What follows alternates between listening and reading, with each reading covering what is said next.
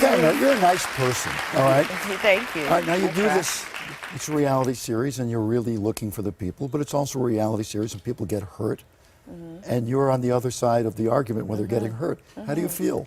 Well, one is it's a documentary. I wanted to shoot it as a documentary. I wish it just could have been, a couple hours long. But basically, I was very sensitive to the ladies, and the things that they were going through. I remember no's, hearing no's in the course of my career, and I think that with every no, there is a yes around the corner.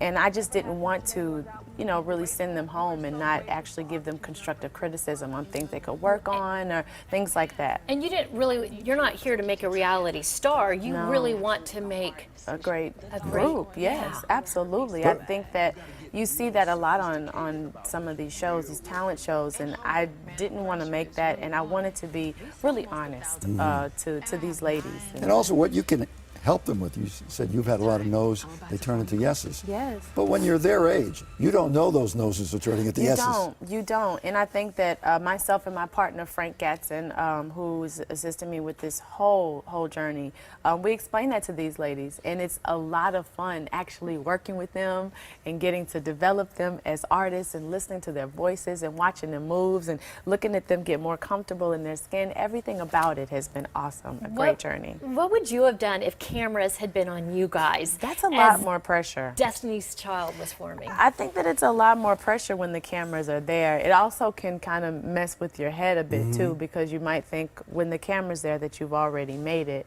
But me and Frank also make that very clear to the girls. Like, these are just cameras. Like, and this is just the beginning. This is just the start. Like, you want people to respect you, not just for seeing you on this show, but for your talent, All right, so you have this going on. You're on this little show called Empire. Now, you just told us something. People in this business knock on the doors and they audition and they knock on, what happened to you with Empire? I actually saw Lee in Soul Cycle. I'm in love with Soul Cycle, and it's a part of my workout regime. And I saw him there, and he's across the room, and he's like, I know, Lee Daniels. Lee Daniels, who's everything. Okay. The creator. Lee Daniels, so the creator. I like the picture that you're next to each other on bikes, and he says, hey, you want to do a show? Yes, basically. I told him like how much I love the show, and he's like, I would love to have you on the show. I was like, I would love that too. And next thing you know, we're riding the bike, and he's like, I know who you are. I know who you are.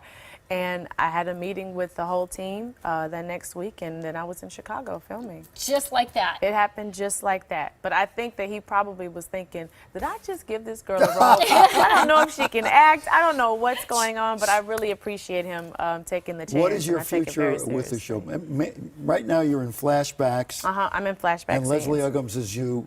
Yes. Yeah. Okay. Yes. All right. Yes. So what happens to you now? Nobody knows, which is so great. You get on the show and you don't know what happens. Like everybody's writing. They have such a great writing team, and you just never know what happens. I think that's what we love so much about Empire. That's what makes. You don't like get on the phone with Lee or Danny and say, hey, you got something for me here?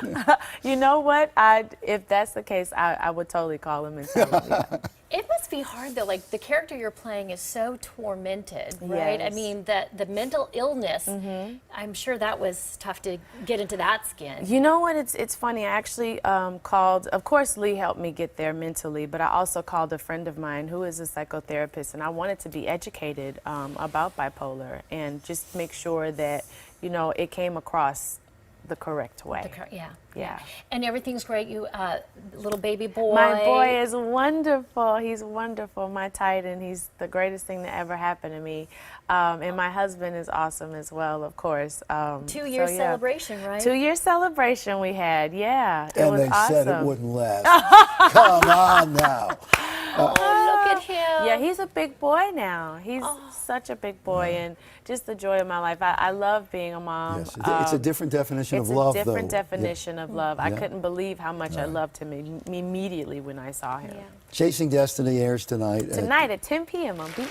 I was going to say that. I'm sorry, you say it again. You can say it again, Steve. Da-da-da. It airs tonight at 10 o'clock on BET. There we go. There you go. All right, read this. Okay. Still to come, Gina, her body frozen. What? Yes, she gets her body frozen. Oh, a member of the royal family caught doing something very rude during the Queen's birthday celebration. And Plus, a woman gives birth and her husband posts the delivery in real time. what do you think of that? Oh my God. Okay. Our